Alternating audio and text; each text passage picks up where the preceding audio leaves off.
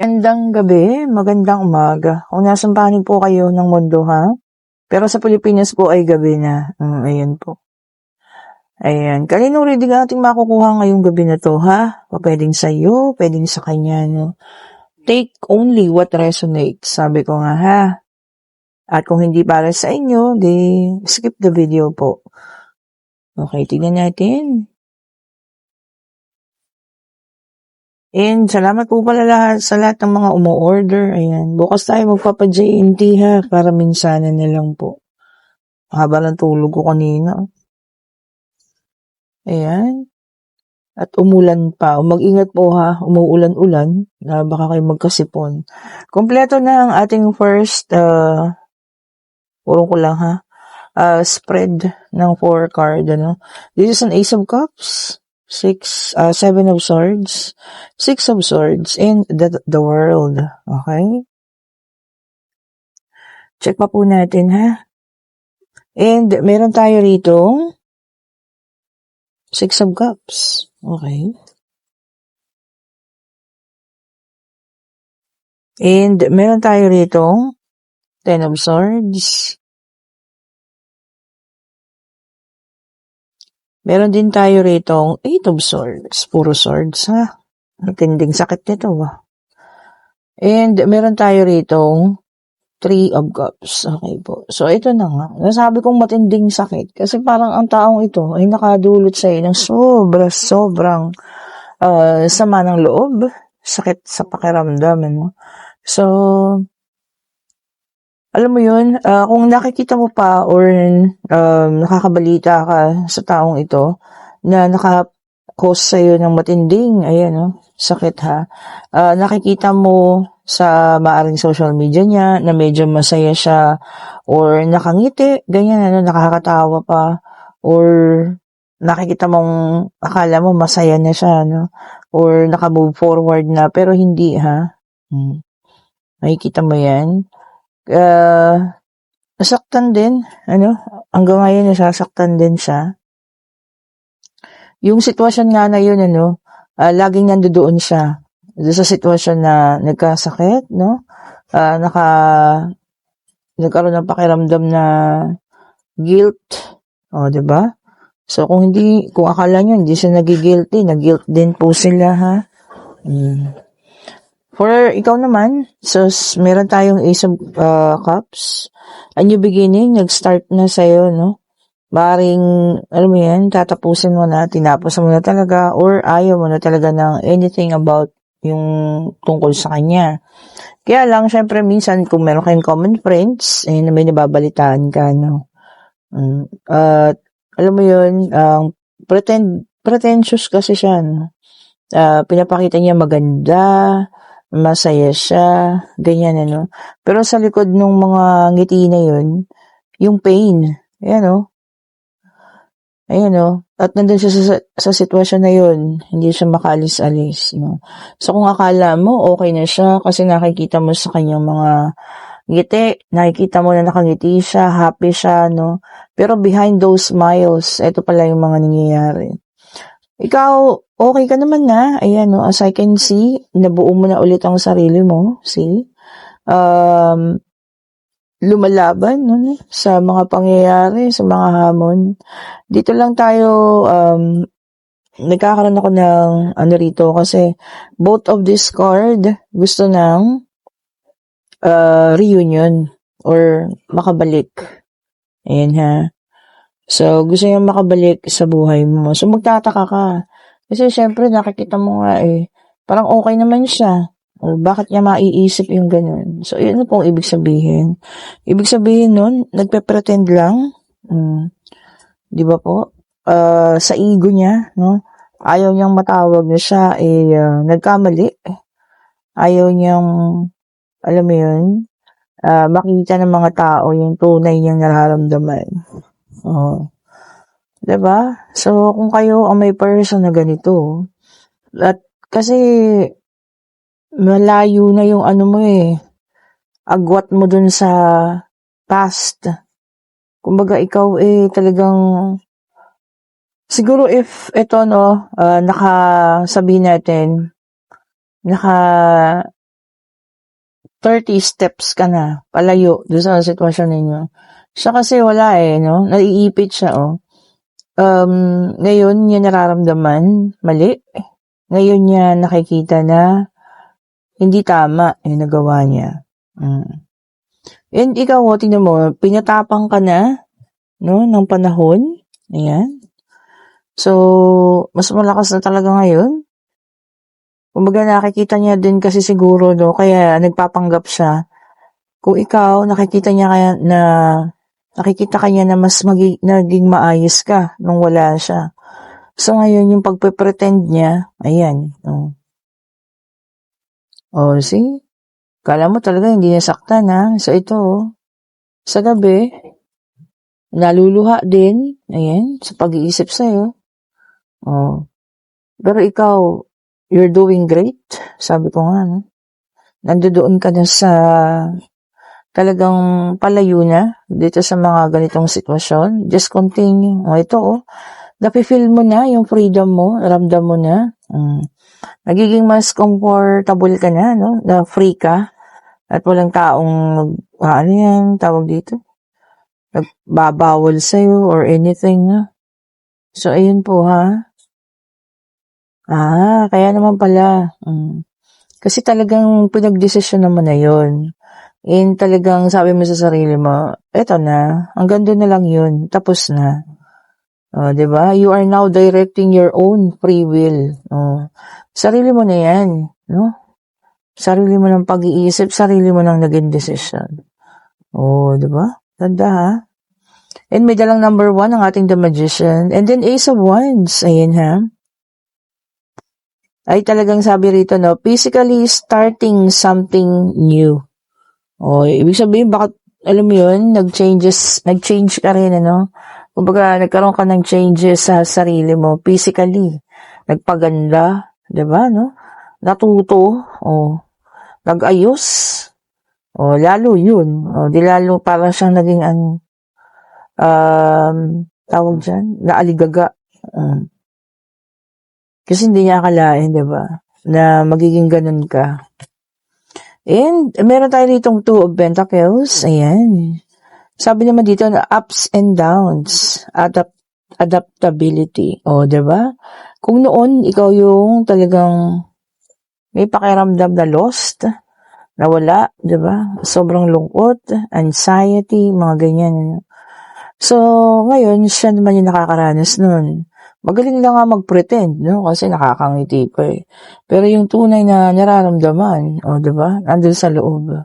Which is mali yun, ha? Kasi yun yung mga tao nagkakaroon talaga ng kalungkutan and, depression. Kasi hindi nilalabas. Yung tunay.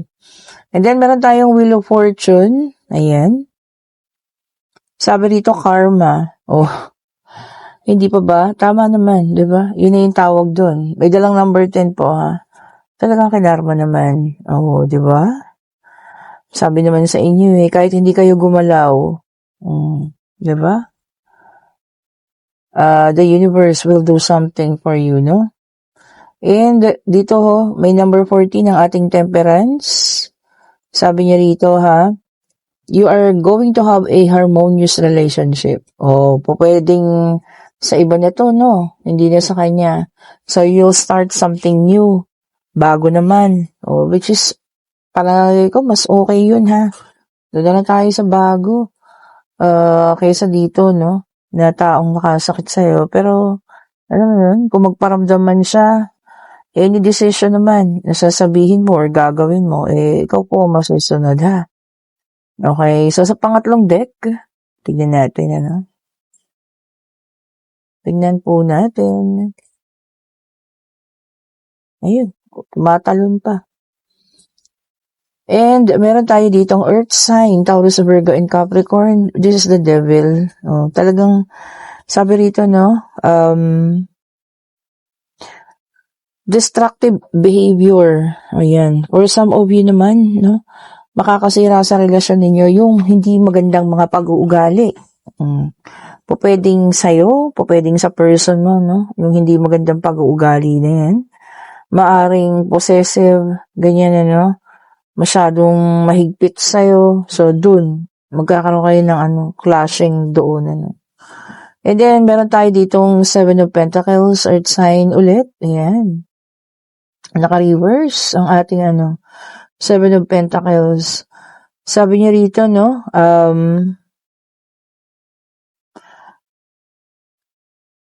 limited yung success. So, ibig sabihin, hindi ganun kahaba. Limitado lang.